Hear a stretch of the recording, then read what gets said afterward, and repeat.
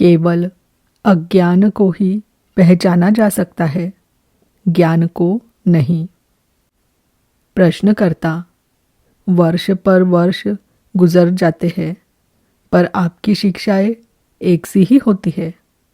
आप हमें जो बताते हैं उसमें किसी प्रकार की कोई प्रगति होती हुई नहीं दिखलाई पड़ती। महाराज जी, चिकित्सालय में रुग्णों की चिकित्सा की जाती है और वे स्वस्थ हो जाते हैं।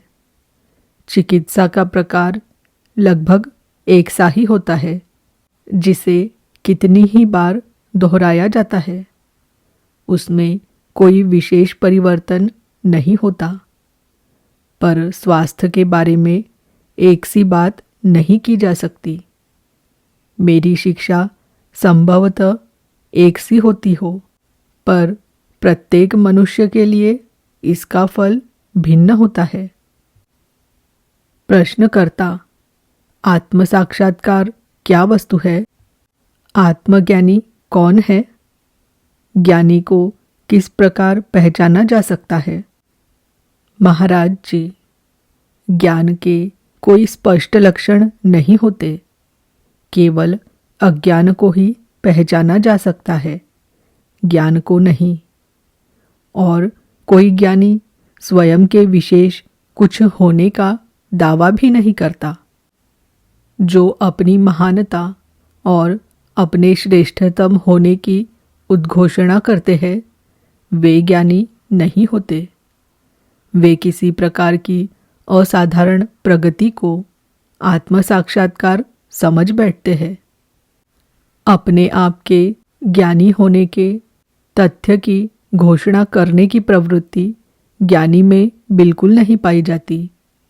वो स्वयं को अपने वास्तविक स्वरूप के अनुरूप पूर्णतः साधारण ही समझता है। अपने आप को किसी सर्वशक्तिमान, सर्वज्ञ और सर्वव्यापी देवता की तरह कहलवाना तो अज्ञान का ही स्पष्ट प्रमाण है। प्रश्नकर्ता, क्या ज्ञानी अपने अनुभव को अज्ञानी तक प्रेषित कर सकता है? क्या एक मनुष्य अपने ज्ञान को दूसरे तक संप्रेषित कर सकता है? महाराज जी, हाँ, ऐसा संभव है। ज्ञानी के शब्दों में ये शक्ति निहित होती है कि वो मन के अज्ञान और अंधकार को मिटा सके। शब्द स्वयं अधिक महत्वपूर्ण नहीं होते, उनमें निहित शक्ति ही अधिक महत्वपूर्ण होती है। प्रश्नकर्ता, वो शक्ति क्या है?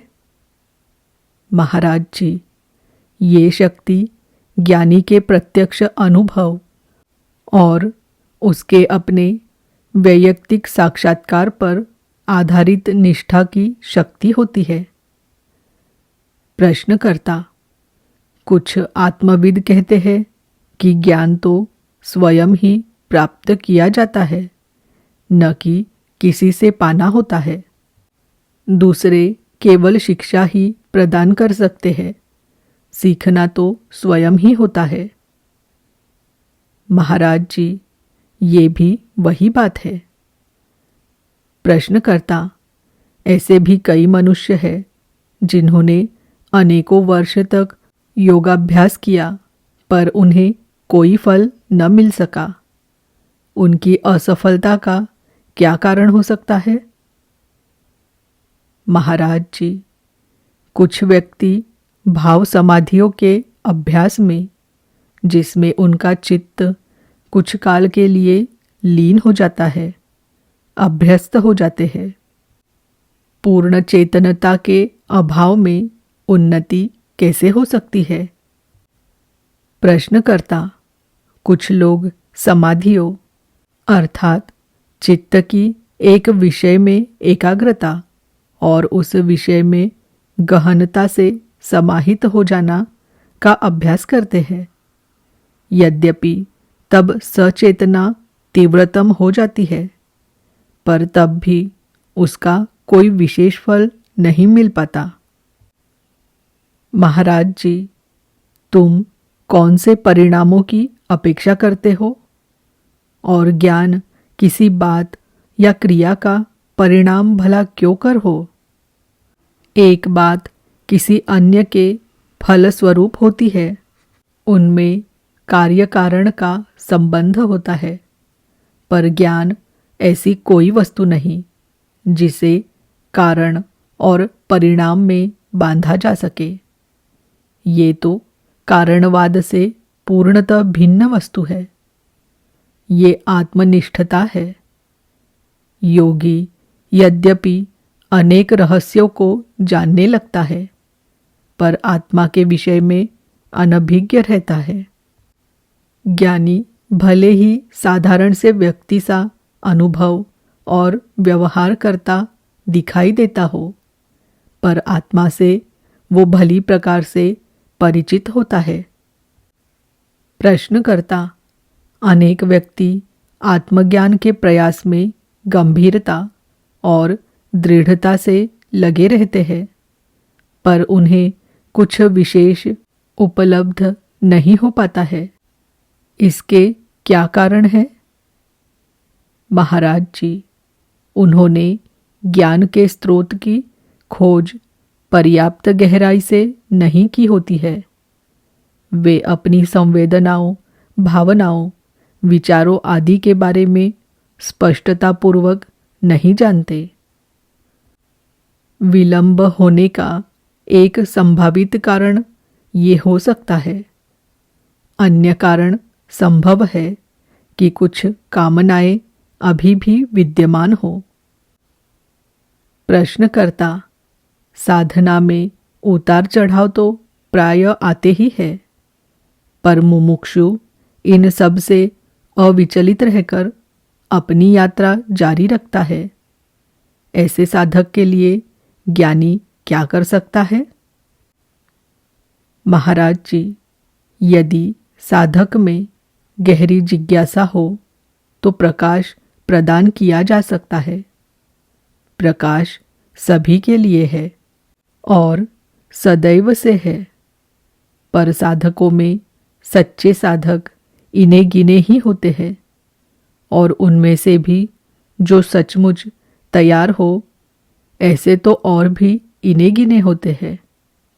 हृदय और मन का परिपक्व होना अपरिहार्य आवश्यकता है। प्रश्नकर्ता, आपका आत्म साक्षात्कार अपने प्रयासों से हुआ या कि गुरु की कृपा से हुआ? महाराज जी, उपदेश गुरु की ओर से दिया गया और भरोसा मेरा था। उनके प्रति अपने विश्वास के ही कारण उनके शब्दों को मैंने सत्य की तरह स्वीकार कर लिया। उन शब्दों की गहराई में उतरा, उन्हें जीवन में प्रयोग किया, और इस प्रकार से मैं क्या हूँ इस बात का साक्षात्कार करने के योग्य मैं बन पाया।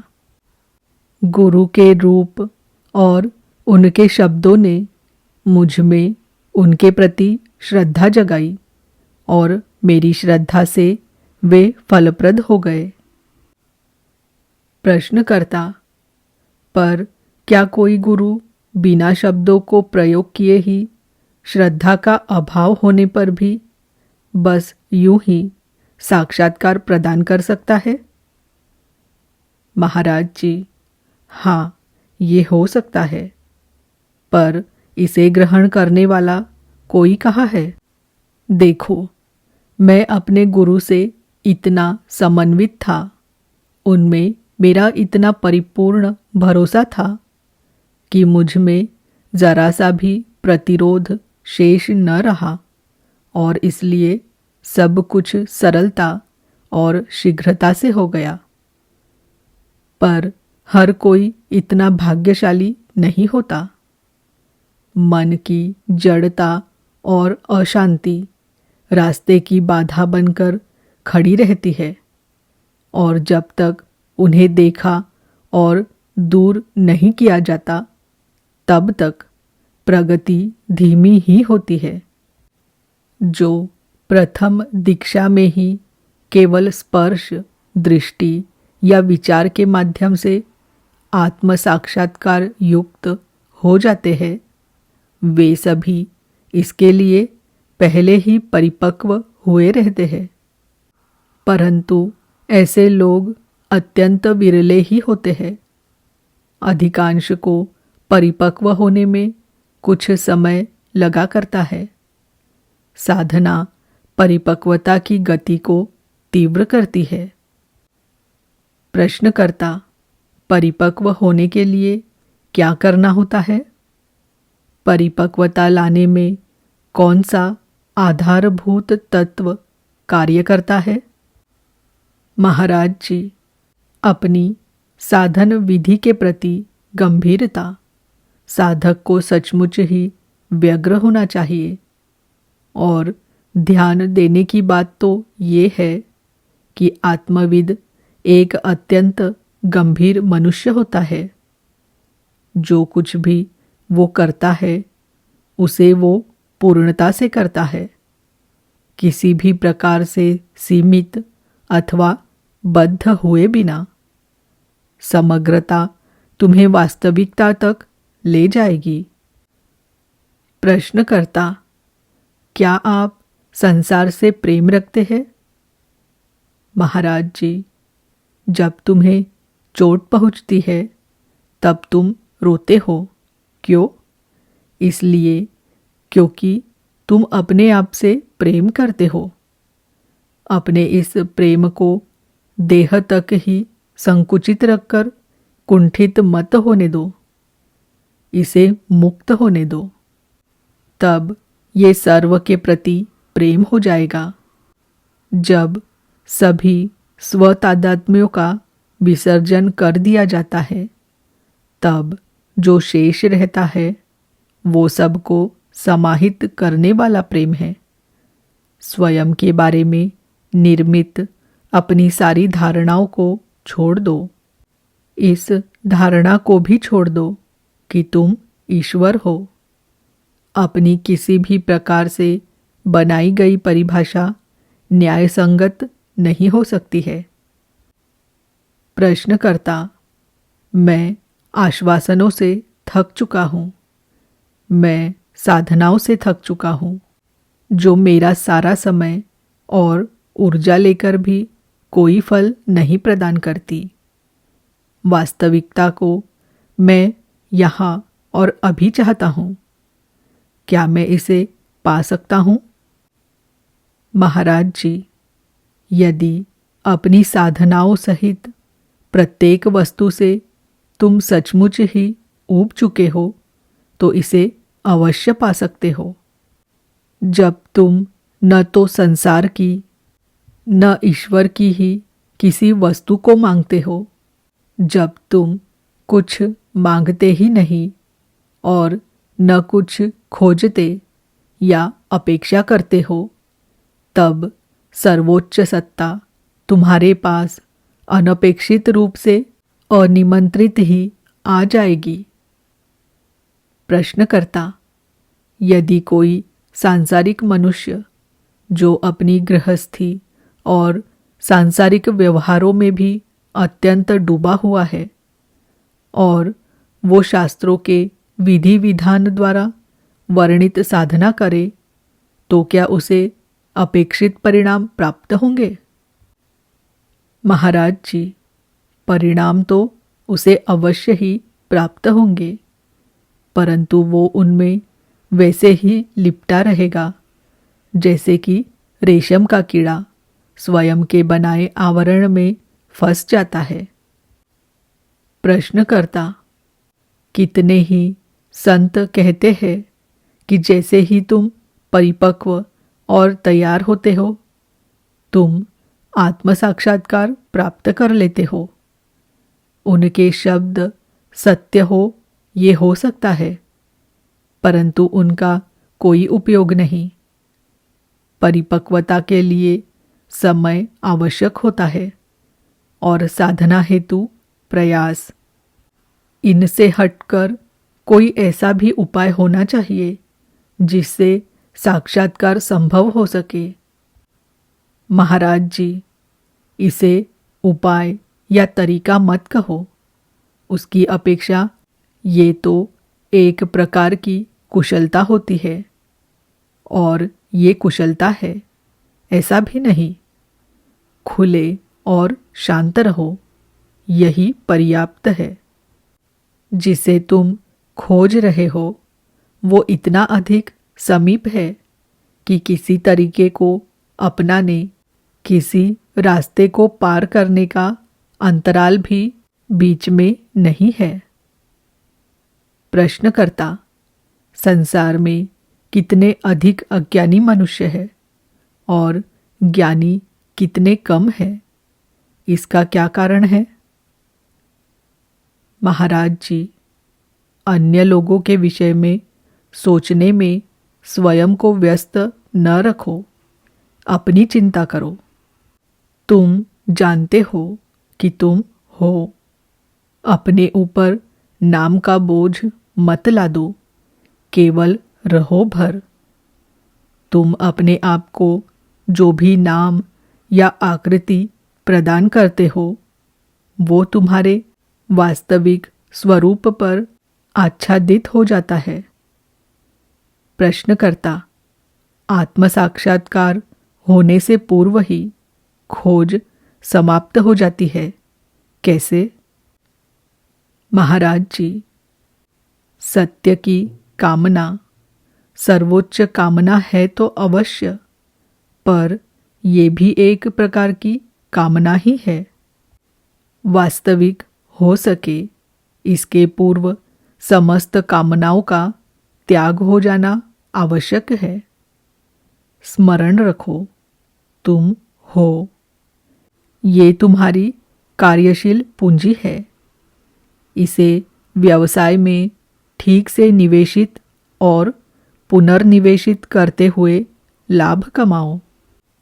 प्रश्नकर्ता, परंतु खोज की आवश्यकता का मूल औचित्य क्या है? महाराज जी, जीवन खोज ही तो है। इस खोज से कोई बच नहीं सकता। जब सारी खोज की समाप्ति हो जाती है तो ये सर्वोच्च अवस्था है। प्रश्नकर्ता, सर्वोच्च अवस्था आती और जाती क्यों है? महाराज जी, ये न तो आती है न जाती है, ये है। प्रश्नकर्ता, क्या आप ये बात अपने अनुभव के आधार पर कह रहे हैं? महाराज जी, हाँ, अवश्य ही। ये काल निरपेक्ष अवस्था है, नित उपस्थित, शाश्वत। प्रश्नकर्ता, मेरी स्थिति में तो ये अवस्था आती जाती रहती है, जबकि आपके लिए ऐसा नहीं है। आपके लिए ये आने जाने वाली अवस्था नहीं है। ये अंतर क्यों है? महाराज जी, शायद इसलिए कि मैं कामना रहित हूँ, या शायद इसलिए कि तुम सर्वोच्च अवस्था को पर्याप्त गहराई से नहीं चाहते। यदि तुम सचमुच इसे चाहोगे तो यदि इसके स्पर्श से तुम्हारा मन वंचित हो तो तुम व्याकुल हो उठोगे। प्रश्नकर्ता, मैं अपने सारे जीवन भर प्रयत्नरत रहा और कुछ विशेष प्राप्त न हो सका। मैं अध्ययन करता रहा, सुनता रहा, सारा कुछ व्यर्थ ही था। महाराज जी, पढ़ना और सुनना तुम्हारा व्यसन बन गया। प्रश्नकर्ता, मैंने वो सब भी छोड़ दिया। आजकल मैं कुछ नहीं पढ़ता। महाराज जी, तुमने जिसे छोड़ दिया उसका अब महत्व नहीं है।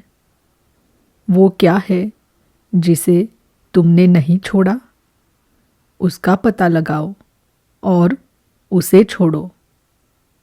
साधना इस बात की खोज है कि और क्या छोड़ना शेष है। अपने को पूर्णतः रिक्त कर दो। प्रश्नकर्ता, एक मूर्ख व्यक्ति बुद्धि की कामना कैसे कर सकता है? किसी वस्तु की कामना कर सकने से पहले उसे जानना आवश्यक है। यदि सर्वोच्च ज्ञात नहीं है तो इसकी कामना कैसे उत्पन्न हो सकती है? महाराज जी, मनुष्य स्वाभाविक रूप से स्वतः ही परिपक्व हो जाता है और साक्षात्कार का पात्र बनता है। प्रश्नकर्ता, पर वो कौन सा आवश्यक तत्व है जो परिपक्वता लाता है? महाराज जी, आत्मस्मरण, मैं हूँ का स्मरण उसे प्रबलता और तीव्रता से परिपक्व करता है। अपने बारे में सारी धारणाएं त्याग दो और बस रहो भर। प्रश्नकर्ता, मन की सारी कसरतों, विधियों, साधनों, तरीकों और कुशलताओं से मैं थक चुका हूँ। क्या वास्तविकता को तत्क्षण और अपरोक्षतः पाने का कोई मार्ग है? महाराज जी, अपने मन को प्रयोग में लाना पूर्णतः बंद कर दो और देखो कि क्या होता है। इस एक कार्य को समग्रता और संपूर्णता से करो, ये पर्याप्त है। प्रश्नकर्ता, जब मैं कम उम्र का था तब मुझे अद्भुत अनुभव होते थे, छोटे छोटे पर न भुलाए जा सकने वाले। अपने कुछ न होने, कुछ भी न होने के अनुभव, पर पूर्णतः सचेतन अनुभव। परंतु इस विषय में ये डर अवश्य है कि उन बीती हुई घड़ियों का स्मृति के माध्यम से पुनः पुनः सृजन किया जा सकता है। महाराज जी, ये सब केवल कल्पना ही है। चेतना के प्रकाश में अनेकों प्रकार की बातें होती है और उनमें से किसी भी बात को विशेष तूल नहीं दिया जाना चाहिए। किसी फूल का सौंदर्य भी इतना ही मुग्धकारी होता है जितना कि ईश्वर का दर्शन। उन्हें वैसा ही रहने दो। उन्हें स्मरण रख रख कर स्मृति को एक समस्या क्यों बना दिया जाए? उनसे उदासीन रहो। उन्हें श्रेष्ठ या हीन में, आंतरिक या बाह्य में, स्थायी या अस्थायी में मत विभाजित करो। उनसे परे जाओ, स्रोत तक लौटो, आत्मोन्मुख हो। उस आत्मा की ओर मुड़ो जो कि प्रत्येक स्थिति में एक समान है। तुम्हारा ये विश्वास ही तुम्हें कमज़ोर बनाता है कि तुमने इस संसार में जन्म लिया था। सच्चाई ये है कि संसार का ही तुम्हारे भीतर और तुम्हारे ही द्वारा निरंतर पुनर्सृजन होता रहता है। हर वस्तु को उसी प्रकाश से उत्पन्न होते देखो जो कि तुम्हारी अपनी सत्ता का स्रोत है। तुम पाओगे कि उस प्रकाश में प्रीति और अनंत ऊर्जा विद्यमान है। प्रश्नकर्ता, यदि मैं वो प्रकाश हूँ तो मैं इसे जानता क्यों नहीं? महाराज जी, जानने हेतु तुम्हें एक ऐसे मन की आवश्यकता है जो जान सके, जो जानने का सामर्थ्य रखता हो। पर तुम्हारा मन तो सदा भागता ही रहता है, कभी रुकता नहीं, कभी पूर्णतः ध्यान युक्त नहीं होता। यदि किसी रोग के कारण आँखों में दोष उत्पन्न हो जाए तो चंद्रमा को उसके सारे सौंदर्य के साथ देख पाना कैसे संभव हो सकता है? प्रश्नकर्ता, क्या हम ये कह सकते हैं कि यद्यपि सूर्य ही छाया का कारण है, पर हम छाया में सूर्य को नहीं देख सकते? हमें दृष्टि को अन्य दिशा में मोड़ना होगा।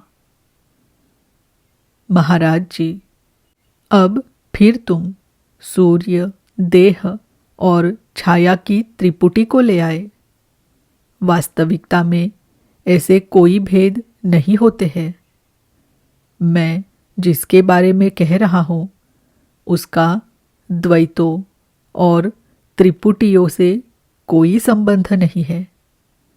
वृथा मनोव्यापार मत करो और शब्दीकरण मत करो। केवल देखो और रहो भर। प्रश्नकर्ता, क्या रहने के लिए देखना आवश्यक है? महाराज जी, देखो तुम क्या हो, दूसरों से मत पूछो। दूसरों को तुम्हें तुम्हारे विषय में कुछ मत बताने दो। अंतर्मुख होकर अपने ही भीतर देखो। शिक्षक तुम्हें इतना ही बतला सकता है। एक से दूसरे की ओर जाने की कोई आवश्यकता नहीं है। सारे कुओं में एक ही जल है। तुम्हें चाहिए कि सबसे निकट के कुएं से जल खींचकर अपनी प्यास बुझा लो। मेरे लिए तो जल मेरे ही भीतर है और मैं ही जल हूँ।